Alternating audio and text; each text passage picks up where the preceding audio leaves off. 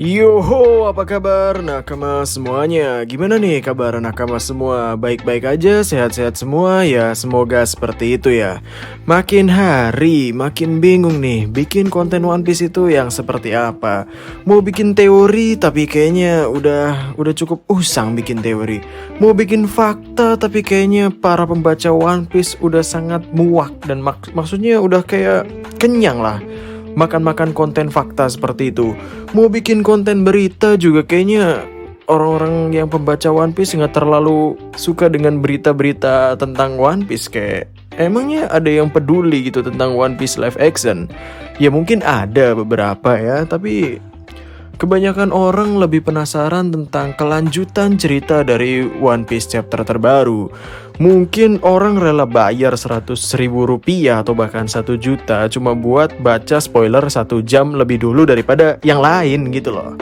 Nah ini mungkin konten fresh, atau bisa dikatakan ini adalah konsep konten yang untuk pertama kalinya kami, Diskus OP, tidak menggunakan naskah, atau bisa dikatakan kami tidak mengetik naskah terlebih dahulu. Ya, kami usahakan kalimat atau kata-kata yang kami lontarkan di sini tidak berulang-ulang. Jadi mohon dimaafkan jika ya mungkin agak belibet segala macam, karena ini konsepnya agak one take ya, meski nggak se-one take itu sebenarnya. Dan topik yang ingin kami bahas kali ini itu tentang segambling apa sih Netflix dalam bikin One Piece live action. Karena kalau dilihat-lihat ya, dari segi karakter, dari segi konsep latar, dari segi kapal-kapal yang dibikin secara konsep, semuanya tuh kayak bener-bener dipikir matang-matang gitu tuh. Dan ya mungkin seputar itulah kita akan bahas. Oke, mungkin konsep konten kali ini kita bisa sebut OMAM. Ya mungkin ini bisa direvisi lagi ya. OMAM atau bisa kita panjangkan menjadi ocehan malam. Haha, ya mungkin lumayan lah. Jadi tanpa basa-basi lagi, langsung saja mari kita ngopi. Oke, karena ini adalah ocehan malam tentunya ya perlu kopi dong. Dan rasanya meskipun ini disebutnya ocehan malam, bukan berarti ini diupload malam hari ya. Jadi ini diupload tetap di jam 3:30 sore dong. Gak mungkin orang jam 10 malam buka YouTube nonton ocehan gak jelas kayak gini. Ya mungkin bisa diatur lah kalau ada banyak nakama yang request untuk upload konten ini di malam hari. Oke, mari kita lihat dari One Piece live action. Live action itu sebetulnya, mudahnya live action itu dari karya manga diubah menjadi ya live action, menjadi dari yang tadinya 2D, gambar 2D dibikin visual menjadi 3D, dari yang universe-nya manga, universe-nya anime dibikin jadi secara real, secara nyata. Dan hampir kebanyakan dari live action itu bisa dikatakan gagal. Bahkan Attack on Titan atau Shingeki no Kyojin adalah mimpi buruk atau aib dari serial live action dari yang diambil dari manga Jepang gitu tuh. Sebetulnya bukan cuman Attack on Titan atau Shingeki no Kyojin yang bisa dikatakan gagal. Kayak ada Dragon Ball Evolution yang sangat-sangat gagal live actionnya. Kemudian Death Note juga, meskipun kami cukup suka dengan live action Death Note, tapi beberapa orang menganggap bahwa Death Note live action itu aib gitu. Karena ya mungkin kesan karakter like Yagami yang dari segi karakter tua, bahkan kan kalau di animenya atau di manganya itu muda, karismatik, tampan, tapi di live actionnya hanya mas-mas biasa. Lalu L-nya yang di anime kayak misterius segala macem, pas di live action dengan tingkahnya yang duduk dengan cara jongkok sambil makan kue dan tingkah L yang ya mungkin tidak bisa kita mengerti itu, di live actionnya terkesan kayak orang, ya mohon maaf, kayak orang yang agak gimana gitu, kayak orang yang nggak punya pergaulan gitu tuh, kayak anak wibu banget yang nggak tahu cara bergaul. Nah, kenapa sih live action ini bisa gagal gitu tuh? Poin pertama sebetulnya dari ekspektasi pembacanya juga atau penontonnya juga. Live action ini kan diambil dari sebuah manga yang pastinya sudah sangat populer, sebuah manga yang pastinya sudah sangat sukses. Attack on Titan atau Shingeki no Kyojin itu bener-bener gila waktu itu. Pokoknya gila banget lah, orang-orang dari bocil SMP sampai orang-orang gede itu bener-bener suka sama Attack on Titan. Karena ya bisa kita katakan bahwa cerita yang disajikan oleh Attack on Titan sangat fresh dan waduh, ini setelah sekian lama manga-manga tidak merilis sebuah manga misteri yang sangat kental, kita disuguhkan sebuah manga dengan konsep cerita di mana manusia atau peradaban manusia tinggal di dalam sebuah ruang lingkup yang dikelilingi oleh tembok, dan manusia-manusia ini tidak tahu kehidupan di luar tembok. Dan itu tuh bikin orang-orang yang baca, yang nonton tuh kayak waduh, ini fresh banget gitu tuh. Nah, di Attack on Titan live action itu bener-bener ngawur ceritanya, bener-bener jauh dari cerita manga atau animenya. Dan itu adalah poin pertama yang bikin live action Attack on Titan begitu buruk. Dan yang kedua, di manga, karakter-karakter di manga itu begitu kental. Dalam artian, karakter manga ya karakter manga. Kita nggak mungkin dong di dunia nyata nemu karakter seperti Goku yang mana rambutnya itu lancip ke atas, lancip ke samping. Ini nggak mungkin banget gitu.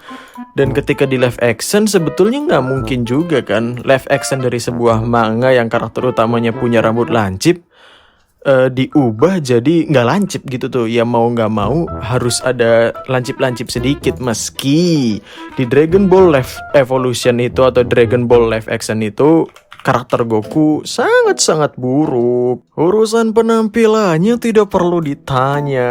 Itu sangat-sangat cukup membuat orang-orang bertanya-tanya sebenarnya siapa dia. Bahkan fans Dragon Ball garis keras pun pasti bertanya, nih anak itu Goku apa bukan gitu tuh. Ya kenapa mereka nanya? Ya karena saking gak mirip sama Gokunya. Dan inilah yang menjadi tantangan ketika orang-orang membicarakan tentang One Piece live action. Di karakter One Piece itu, kita gak usah ngomongin karakter-karakter aneh dari para villain One Piece dulu ya. Kita ngomongin ke kru inti dari kru topi jerami aja dulu deh. Dari kru topi jerami intinya aja nih, dari segi muka, dari segi wajah, mungkin Zoro masih bisa dimirip-miripin lah dari segi wajah atau perawakan segala macem, karena Zoro bener-bener cowok banget gitu tuh. Nami juga masih bisa kayak ya masih bisa dipoles lah dari segi karakter. Jadi ketika pakai orang langsung dalam artian pakai manusia asli ya masih bisa dipoles-poles semirip mungkin gitu kan. Nah yang jadi pertanyaan itu kayak Sanji sama Usopp. Usopp ini kan pria tapi hidungnya panjang gitu tuh. Dan kalau kita nemu orang dengan pria panjang hidungnya itu kan kayak agak waduh. Anda kenapa? Apakah Anda habis ditarik pakai tang hidungnya? Waduh. Dan kemudian Sanji itu kan konsep rambutnya itu menutup salah satu matanya. Dan harus bisa kita katakan cukup menyebal. Ya mungkin kita sering lah nemu orang dengan konsep style rambut yang salah satu matanya tuh agak ditutupin. Meski nggak ditutupin full kayak Sanji. Tapi kita juga mungkin kalau lama-kelamaan lihat orang yang matanya itu rambutnya itu maaf maksud kami yang rambutnya itu menutup salah satu matanya, itu bener-bener bikin kita kayak waduh, ini apa gue sisir aja gitu tuh rambutnya kan. Nah dari segi karakter-karakter fisik seperti Sanji dan Usopp ini cukup bermasalah kalau emang dari si pihak sananya, pihak kayak studio segala macamnya itu nggak bisa ngatasin bikin mereka senatural mungkin gitu tuh. Ya contoh nyatanya kayak tadi kan, Goku dengan rambut yang lancip-lancip kayak gitu tuh nggak natural menurut kami dan terkesan sangat aneh. Jadi kalau Sanji dan Usopp ini terkesan maaf itu tadi adalah buang angin. Nah oke, kembali. Kalau misalkan Usopp sama Sanji ini nggak dibikin senatural mungkin, penonton bakal agak gimana gitu tuh membacanya atau menonton live action ini. Dan yang paling bikin orang-orang kebingungan, di manga atau anime manapun, terutama manga yang mengusung komedi, biasanya dan pastinya itu punya ciri khas di mana karakternya memiliki mempunyai ciri khas di mana karakternya itu mengeluarkan emosi yang dilebih-lebihkan, seperti Luffy akan berteriak dengan sambil apa itu namanya? Melambaikan tangannya, matanya berbinar-binar, mulutnya menganga. Nah, emosi-emosi yang dilebih-lebihkan seperti ini tuh menjadi tantangan baru juga bagi orang-orang Netflix, bagi orang-orang studio yang menggarap One Piece live action.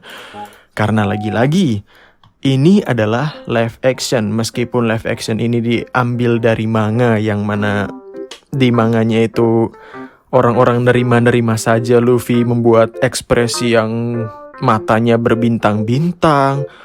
Luffy yang kemudian dipukul oleh Nami tiba-tiba langsung bonyok gitu kan. Orang-orang dari manga menerima saja komedi-komedi seperti itu. Tapi apakah komedi-komedi itu ketika di live action kan atau ketika di real kan itu akan diterima oleh para penontonnya? Kan belum tentu. Cukup aneh atau bahkan cukup cringe jika komedi-komedi yang dilebih-lebihkan itu terjadi di live action One Piece gitu tuh. Ya, ini menjadi tantangan yang besar bagi Netflix, dan bahkan mungkin Netflix kan jor-joran ya, dalam artian mereka nggak tanggung-tanggung lah bikin atau ngegarap live action ini. Bisa kita lihat dari konsep latar dan aktris dan serta aktornya gitu tuh. Netflix nggak main-main. Mereka bener-bener mau ngambil pasar One Piece yang sebegitu besarnya. Mereka mau ngangkat bahwa mungkin Netflix juga pengen gitu tuh, kayak bukan cuman movie atau live action dari serial Marvel aja atau serial komik DC aja yang bisa sukses, tapi komik Jepang yang pasarnya tentunya sudah mendunia, yang sudah dikenal dengan para fans komik yang disebut sebagai wibu. Pasti Netflix ingin menggapai fans-fans wibu ini. Netflix ingin mengambil pembaca-pembaca wibu yang di seluruh dunia. Pembaca-pembaca yang dalam artian pastinya lebih betah di kamar lah daripada nongkrong di luar gitu tuh.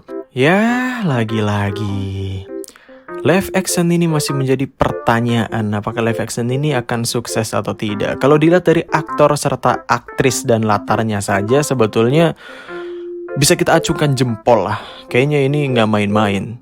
Tapi yang terus-terusan berputar di pikiran kami, ini mengenai apakah live action ini akan dibuat senatural mungkin atau mengikuti semanga mungkin. Karena, coba kita pikirin deh. Kalau kita ngikutin senatural mungkin, berarti ada beberapa reaksi-reaksi kru topi jerami yang biasanya dijadikan komedi yang berlebihan itu, seperti yang teriak-teriak segala macem, ataupun ya hal-hal yang sangat manga banget lah komedinya gitu tuh.